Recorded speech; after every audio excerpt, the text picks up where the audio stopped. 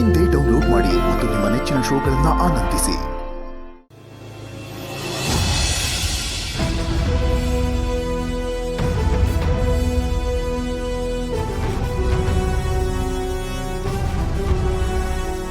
ಪಾರವ್ವ, ಅದೇನ್ ಮಾತಾಡ್ದವ್ವ? ಓಹೋ, ಏನ್ ಹೇಳ್ತಿದ್ದೆ ಇಷ್ಟೊತ್ತು ಅಂತನಾ? ಏನಿಲ್ಲ, ಪುರೋಹಿತರು ಮಂತ್ರ ಹೇಳ್ಕೊಟ್ಟಿದ್ರು, ಅದನ್ನ ಜಪಿಸ್ತಿದ್ದೆ. ಪಾಪ ನಮ್ಮ ಅಪ್ಪಂಗೆ ಒಳ್ಳೇದಾಗ್ಬೇಕಲ್ವಾ? ಅತ್ತೆ, ನೀವೇನು ಟೆನ್ಷನ್ ಮಾಡ್ಕೋಬೇಡಿ, ಆ ಮಾಕಾಳವ ನಮ್ಮ ಜೊತೆನೇ ಇರೋದು.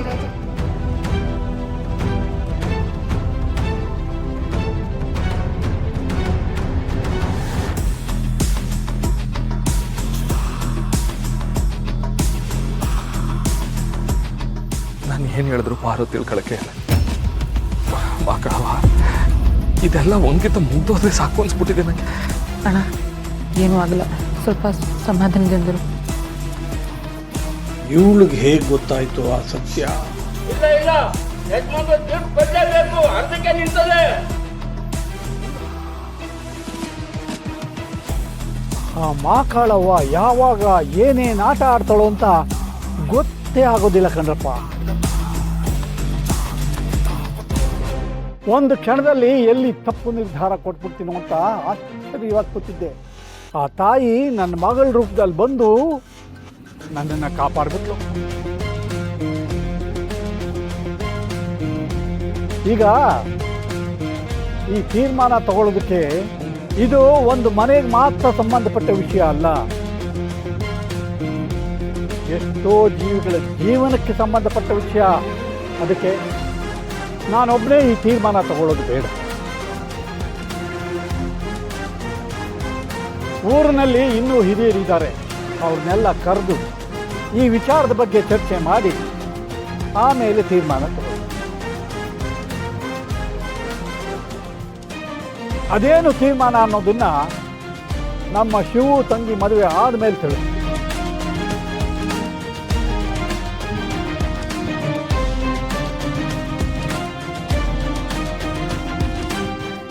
ಸದ್ಯಕ್ಕೆ ಈ ತೀರ್ಪನ್ನ ಮದುವೆ ಕಾರ್ಯ ಮುಗಿಯೋವರೆಗೂ ಮುಂದಕ್ಕೆ ಹಾಕ್ತಾ ಇದ್ದೀವಿ.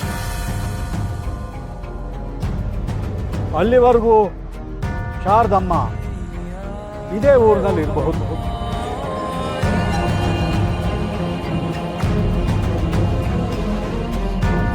ನಮ್ಮ ಶಿವು ತಂಗಿ ಮದುವೆ ಕಾರ್ಯಕ್ರಮದಲ್ಲಿ ಕೂಡ ಆಕೆ ಭಾಗವಹಿಸಬಹುದು.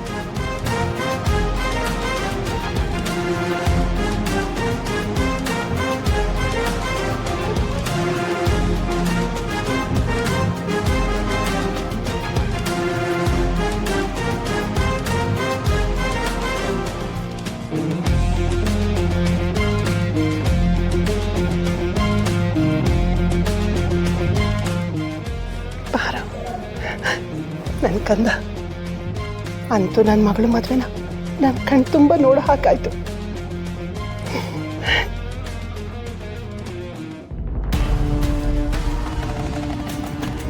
ಅಪ್ಪ, ಪಂಚಾಯತಿನಲ್ಲಿ ನನ್ನ ದಾರಿಗೆ ಅಡ್ಡ ಬಂದಿದ್ದು ಸಾಲದು ಅಂತ ಇಲ್ಲಿವರೆಗೂ ಬಂದಿದೀಯಾ? ಯಾಕಪ್ಪ ಸೋಲಿನ ಮೊದಲನೇ ಮೆಟ್ಲು ಹತ್ತುತ್ತಿದ್ದಂಗೆ ಹುರ್ಕೊಂಡ್ಬಿಟ್ಟಿದ್ದೀರಾ? ಜಾಸ್ತಿ ಆಯ್ತು ನಿಂದು. ನಾಚಿಕೆ ಆಗ್ಬೇಕು ನಿಮಗೆ. ನಿಮ್ಮನ್ನ ನನ್ನ ತಂದೆ ಅಂತ ಹೇಳ್ಕೊಳ್ಳೋದಕ್ಕೆ ನೋವಾಗುತ್ತೆ ನನಗೆ. ನಿಮ್ಮ ಒಂದು ಸುಳ್ಳಿಂದ ಇಡೀ ಸಂಸಾರನೇ ಹಾಳು ಮಾಡಿದ್ದೀರಲ್ಲ. ನಿಮ್ಮನ್ನ ಹಾಗೆ ಸುಮ್ಮನೆ ಬಿಟ್ಬಿಡ್ತೀನಿ ಅಂದ್ಕೊಂಡಿದ್ದೀರಾ?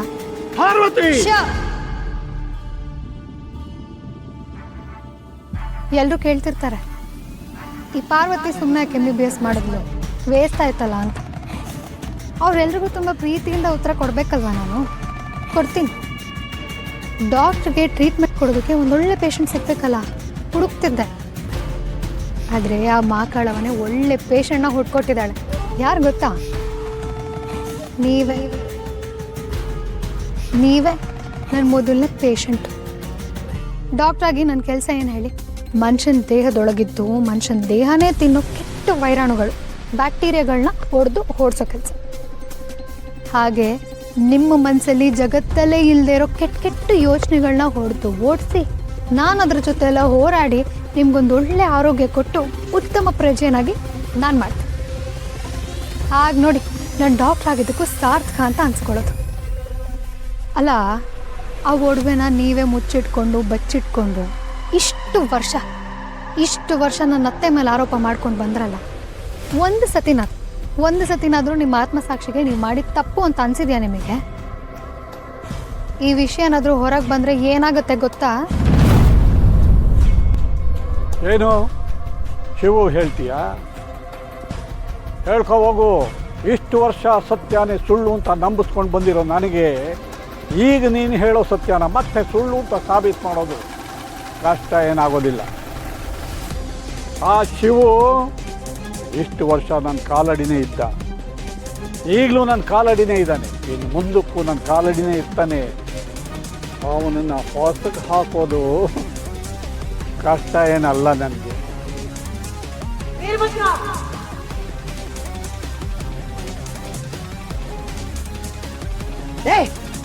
ಯಾರ ಬಗ್ಗೆ ಮಾತಾಡ್ತಿದ್ಯೋ ನೀನು? ಇನ್ನು ಒಂದೇ ಒಂದು ಮಾತು ನನ್ನ ಮಗನ ಬಗ್ಗೆ ಆಡಿದ್ರೆ ನೀನ್ ಎದೆ ಬಗ್ದು ರಕ್ತ ಕುಡಿಯೋ ಚಂಡಿ ಆಗ್ಬೇಕಾಗುತ್ತೆ ನಾನು.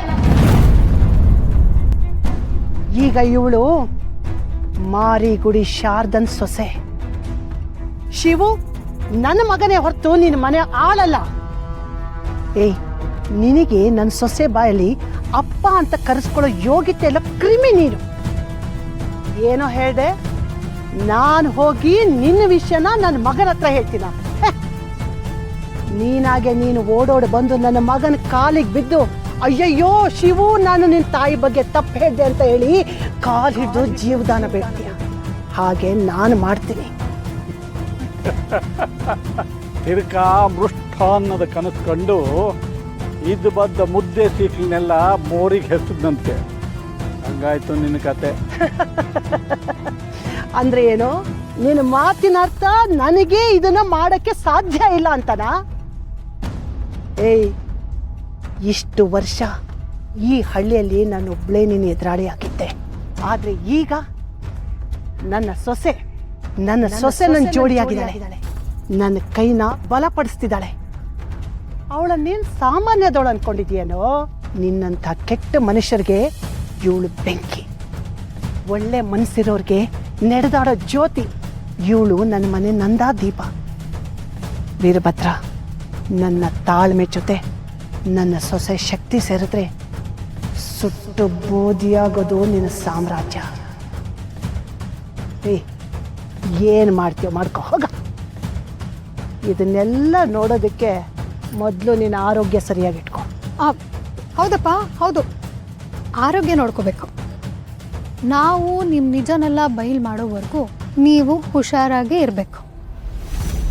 ಯಾವ ಊರ ಜನರು ನಿಮ್ಮನ್ನು ಕಲ್ಲಿನ ಪ್ರತಿಮೆ ಮಾಡಬೇಕು ಅಂತ ಆಸೆ ಪಟ್ಟಿದ್ದಾರೋ ಅದೇ ಊರ ಜನರ ಕೈಯಲ್ಲಿ ಕಲ್ಲು ಹಿಡ್ಕೊಂಡು ನಿಮ್ಮ ಹಿಂದೆ ಬರೋ ಹಾಗೆ ಮಾಡಲಿಲ್ಲ. ನಮ್ಮ ಮನೆ ದೀಪ ಅಣ್ಣಯ್ಯ, ನಮ್ಮೊಡಲ ಜೀವ ಅಣ್ಣಯ್ಯ.